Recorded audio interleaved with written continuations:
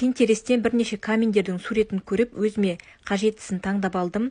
Полиграфияға барып, 50-70 форматта лаулаған оттың суретін шығартып алдым. Бұл самоклейка. Жолдасым базардан профлист, гипсокартон тағда қажетті заттарды сатып алды. Бұл жерде идея менікі болғанмен, барлығын жолдасым жасады. Бір адамға жасау оңай емес, сондықтан мен басынан аяғына дейін көмекші болып жүрдім. Ең соңында сырладым. Жасалған камин бір жағынан светильниктің рөлін атқарсын деп, светодиодный лента жүргіздік.